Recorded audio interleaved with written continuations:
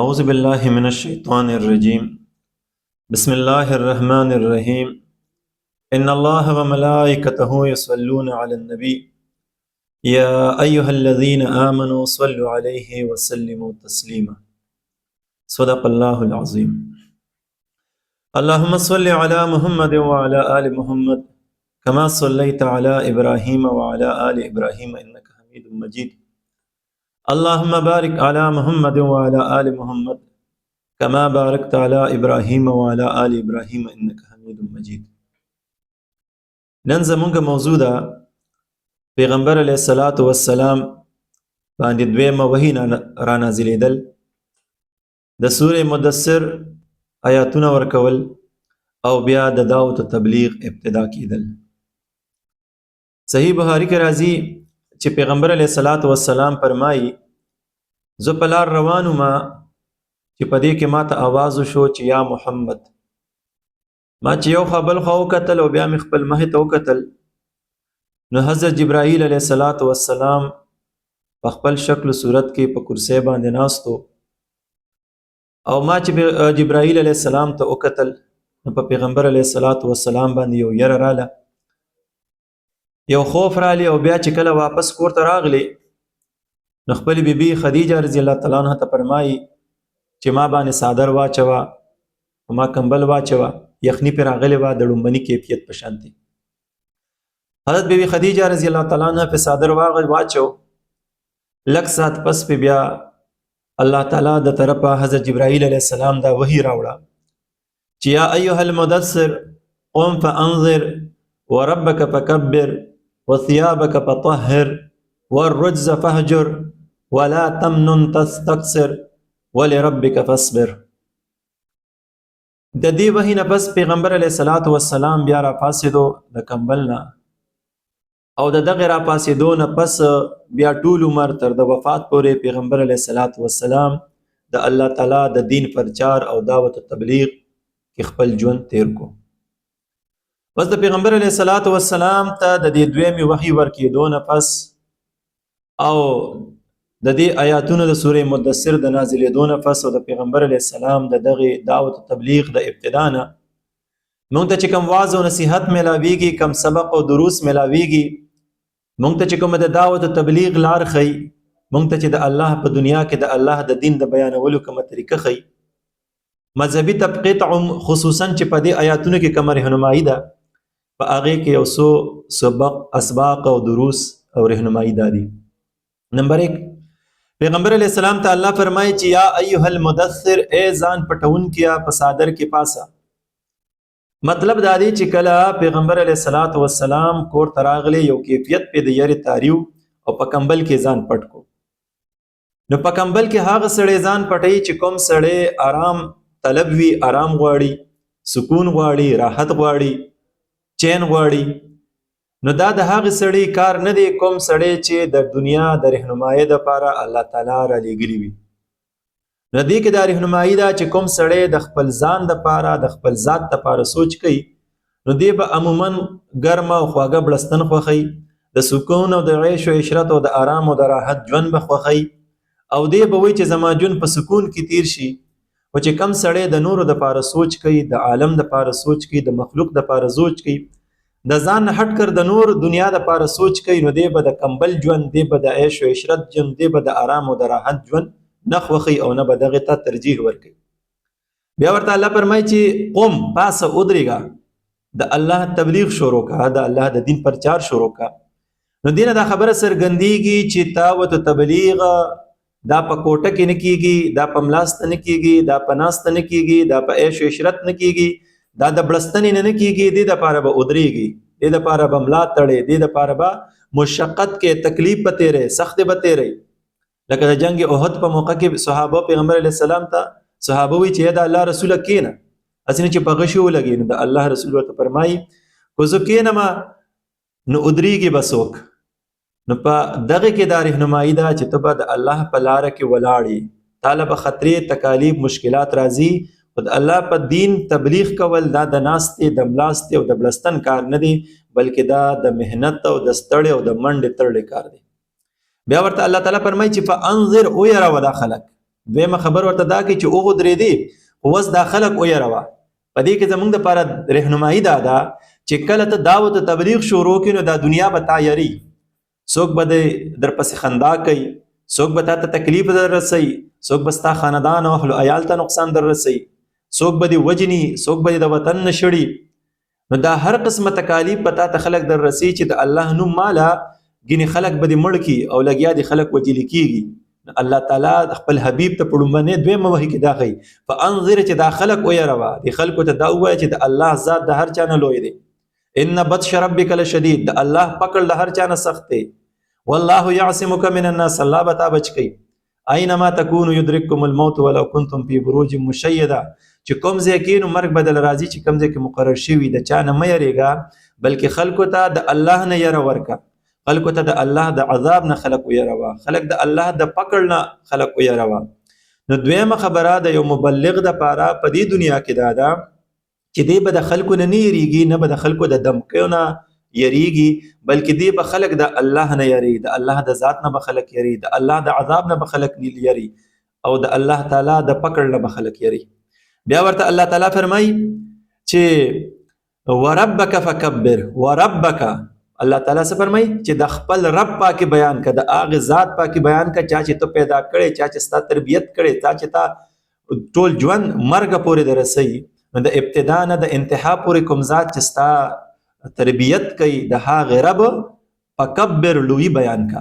په دې کې زموږ دپاره دا دي چې په عصر حاضر کې مونږ ګورو سیاسي ګوندونه، سیاسي پارټۍ، سیاسي ورکر ټوله ورځ او شپه صرف د خپل مشر بړایي بیانوي. مذهبي طبقې ټول عمر ټوله ورځ او شپه د خپل شیخ او د خپل مشر بړایه کې تیروي. مونږ چې په دنیا کې وګورو دولت پرست خلک ټول عمر د دولت بړایي او لویوالی بیانوي. مونږ چې وګورو نوکري پرست خلک د نوکرۍ پوجا پاټ کوونکي ټوله ورځ د نوکرۍ بړایي او لویي بیانوي. دغه رنګې قبر پرست ټوله ورځ د قبر بړایي بیانوي. نو هر سړی لګیا دی په سلو کې 2 کسه هغه داسې وي چې هغه د الله تعالی بړایي بیانوي چې ذات د الله تعالی لوی دی، نور د غیر الله بړایي بیانېږي. الله تعالی دا فرمایي چې تاسو کوئ وربک فکبر، د رب بړایي بیان کا. بل د یو مبلغ دپاره په دې دنیا کې دا ده یا زما استاد دپاره دا آواز دی چې د غیر الله یا د انسان نه هټ کر مونږ صرف د الله تعالی لوی بیان کو چې هر څه کوي الله تعالی کوي. په دنیا کې به مونږ داسې اورو چې خلک وایي هر څه کوي په ډېر دولت کې، په ډېر دولت کېږي، هر څه کېږي په نوکرۍ کېږي، په عہده منصب کېږي، په تعلق کېږي، د شاه په دربار کې، د بادشاه په دربار کې په چاپلوسۍ باندې کېږي. بلکې الله تعالی دا خپل حبیب ته فرمایي چې وس د الله د دین کله بیانې او د میدان توضیح نو صرف به بړایي د الله تعالی بیانې، د غیر الله بړایي به نه بیانې.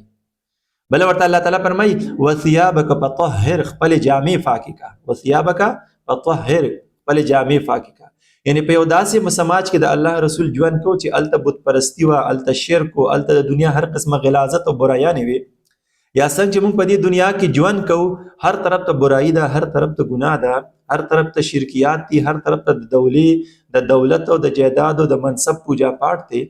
نو الله تعالی دا فرمایي چې خپل جامې پاکې کا، یعنی خپل جامې د دغه غلاظتونو نه، د دغه ګناهونو نه، د دغه معاشرې د توروالي نه د خپل جامې پاکې کا. لکه څرنګه چې موږ وایو خپل نمن پاک ساته، خپل نمن د داغ نه پاک ساته.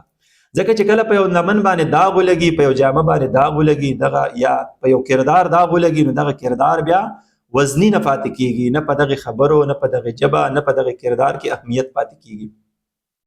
نو الله تعالی ورته بل دا فرمایي چې کله د الله په لار کې وس لګیای، خبره کې دعوت او تبلیغ کې ژوند تیری، د یو مبلغ دپاره دا خبره پکار ده او ضروري ده چې دی به د دنیا د غلاظتونو نه او د ګندګو نه خپل ځان پاک ساتي.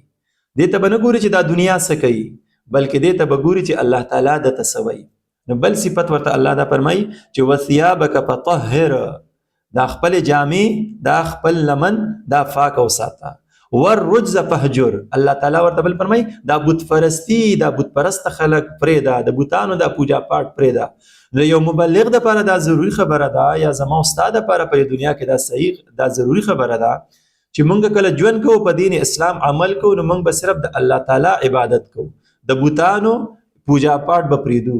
څرنګه چې د مکې خلکو به د لات او د عزا، د منات او د حبل عبادت کوو، زمونږ په دنیا کې خلک د عہدې، د منصب، د بادشاه یا د دولت یا د نوکری یا د جایداد پوجا پاٹ کوي.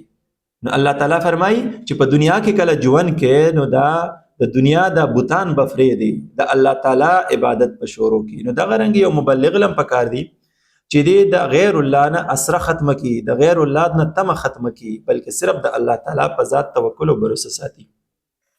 بیا ورته الله فرمایي چې ولا تمنن تستكثر، ته احسان مکوا، ته دا احسان مکو چې زما ته یو ډیر لوی علم دی ما سره، یا دا احسان مکوا چې زه د الله د دین خدمت کوم او د دې په بدله کې به ما ته دنیا فایده ملاویږي او الله تعالی به راته لوی مقام او مرتبه په آخرت کې هم راکړي. یا دا تم مکوا چې د دې دین په بدله کې یا د تبلیغ په بدله کې یا د الله د دین سره د نزدېکت او د ټچوالي په بدله کې به د دنیا مال ریسپیکټ راکړي، عزت پر راکړي، ما په اوګو کې نه او په ما په پتاسي وری، په ما په ګلونه وری. الله وی دا احسان مکوا، دا باطل مکوا. ځکه په قرآن کې بل ځکه الله فرمایي یمنون علیک ان اسلموا قل لا تمنوا علی اسلامکم بل الله یمن علیکم ان هداکم للایمان ان کنتم صادقین. الله خپل حبیب ته فرمایي چې دا خلک احسان کې چې مونږ ایمان راوړل دي، الله ورته په ما باندې احسان ورته چې مکوي، بلکې الله په تاسو احسان کړی دی چې تاسو ته دین، تاسو ته ایمان نصیب کړی دی، چې تاسو رښتونی یې. نو یو کس الله تعالی د خپل دین د لپاره منتخب کوي او د هغه نه د دین کار لري، د دعوت او تبلیغ کار لري، یا یو انسان ته الله د نیکۍ کولو توفیق ورکړي، د ګناهونو نه بچ کړي او د نیکۍ په لار باندې د تلو توفیق ورکړي، نو دا د سړي کمال نه دی، بلکې دا په د باندې د الله تعالی احسان دی، د الله تعالی نعمت دی. نو الله تعالی دا فرمایي چې ته دا احسان مکوا، بلکې دا ذهن کې ساته چې الله تعالی په ما کوم احسان کړی دی، د دې به من الله تعالی تفوس کوي، د دې به زه جوابده یم، یا کم دین چې ما ته الله تعالی کم علم نصیب کړی دی، د دې به ما د دې ذمہواري به من الله تعالی په ورځ د قیامت تفوس کوي چې څومره دین می در کړی دی، څومره په دې عمل کړو، او د الله د رسول فرمان دی بلغوا انی ولو آیه، چې زما یو دین یو مسله زده کې دا بل ته ورسوه. نو په ورځ د قیامت به زمانه الله دا تفوس کوي چې ما کم دین زده کړی آیا ما خلکو ته رسولې دی او کنه. نو په دنیا کې چې مونږ ژوند تیرو نو ټول عمر به د خپل ذمہوارو احساس کوو چې په مونږ کوم ذمہواري دي آیا مونږ پوره کړې او کنه. دا به نه وایو چې یاره مونږ ذمہواري پوره کړو، دا مونږ په دین او په الله ډېر احسان کوو. نو بل خبره الله تعالی په پیغمبر علیه السلام ته دا ذکر کوي چې ته احسان مکوا، یعنی ته به دا نه وایې چې زه ډېر لوی کمال کوم، لوی کار کوم، بلکې هر ټیم به د خپل ذمہوارو احساس په زړه کې یاد ساتي. بیا ورته الله تعالی فرمایي ولربک فاصبر، او صبر کوا، د خپل رب د پاره صبر کوا. اوس چې په دنیا کې موتا ژوند کوو، د الله رسول فرمایي چې په آخري دور کې به زما په سنت باندې عمل کول داسې ګران شي لکه د اور سکروټه چې په لاسو کې علي، او بیا چې د الله نوم علي، د الله د رسول نوم علي، د دین اسلام پرچار او تبلیغ کې بیا خو ډېر لوی ګران کار شو. بیا چې په دین اسلام عمل کې بیا خو لوی مشکل کار شو. نو الله تعالی دا فرمایي انسان ته چې ته څه کوه، په دې ټولو تکالیف، مشکلات، مصیبتونه چې کم درځي په دې باندې صبر کوه. موږ د پاره دا رهنمایي ده چې خلک به ستا جسم، ستا جان ته نقصان در رسوي، تا به بې عزته کوي، ستا اهل و عیال ته به نقصان در رسوي، تا به وجني، تا به د وطن نه شړي، خو تاسو به څه کوئ؟ په دې باندې به صبر کوئ. الله تعالی فرمایي ولربک فاصبر، او په دې باندې به صبر کوئ. ځکه چې د الله رسول ژوند ته موږ وګورو، یو ورځ ورته صحابه فرمایي چې د الله رسوله دا خلک هم ته ډېر نقصان او تکلیف را رسوي. الله رسول ته فرمایي چې دا څه نقصان دی، زمونږ مخکې خلک خو به خلکو په ارو باندې ریبل، ارې به پرې راښکلي، د هغوی د جسمونو نه به غوښې چې کم دی دا د اوسپنې په ګونځو را لرکولې، هغه به د غوړو د ګرمو غوړو کړو ته اچول. دومره تکالیف د الله په لار کې د خلکو ته رسېدلي دي. نو په دنیا کې کوم او تا یو سړی مړ کی یا مال ته نقصان ورسی یا اهل و عیال ته، نو دا څه دونه لوی خبره نه ده. الله فرمایي ولربک فاصبر، په دنیا کې چې کله وخت تیری نو په دې باندې به صبر کې. د الله د رسول دی ژوند ته چې موږ وګورو او د دغه لومبني وحي ته یا بیا ټول دعوت تبلیغ ته، نو په دې کې زموږ دپاره دا رهنمایي ده چې نمبر 1 خبره دا ده چې دا دنیا د آرام او د راحت ځای نه دی. په دې کې به موږ صادر نه اچو چې تکلیف راشي نو کور ته به نه تختې، په کور کې به په بړستن کې نه سملې. څنګه چې د الله رسولو صرف په ژوند کې دغه 2 پیرې لومبني ځل وحي میلاو شو، دویم ځل وحي میلاو شو، نو کور ته رالی او صادر یې واچو. خو چې د یا ایها المدثر د نازلېدو نه پس چېرته په ژوند کې د الله رسول ته تکلیف راغلی دی، نو هغه کور ته نه دی راغلی، په بړستن کې نه دی ملاس. نو موږ دپاره دا رهنمایي ده چې په ژوند کې موږ ته کله تکلیف راشي، مشکل راشي، نو موږ به د هغې مقابله کوو، هغې ته به ودرېږو، کور ته به نه ځو، کور کې په بړستن کې نه سملو، نه به په کور کې ځان قید کوو، نه به په کوټه کې کینو. یو دا واز دی. دویم دا دی چې همیشه به موږ ولاړ یو د حق دپاره. قم نه دا موږ ته دغه کېږي، ظاهریږي چې الله رسول ټول عمر بیا ولاړ دی، وروسته کېږي منا د خپل مقصد نه. بله دا دی چې ټول عمر به صرف د الله نه یریږي، د الله د غیر نه به نه یریږي. دا ټوله دنیا کو را یو ځای شي، تا ته نقصان نشي در رسولی کو الله تعالی یې نه غواړي.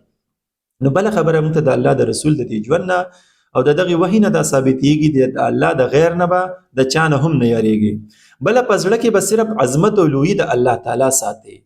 نور هیڅ کله د دولت، د عهدې، د منصب، د شهرت، د شاه او د ګدا، د بادشاه د دې خلکو بړایي به په زړه کې نه ساتي. بړایي به او لویوالی به صرف د الله تعالی په زړه کې ساتي.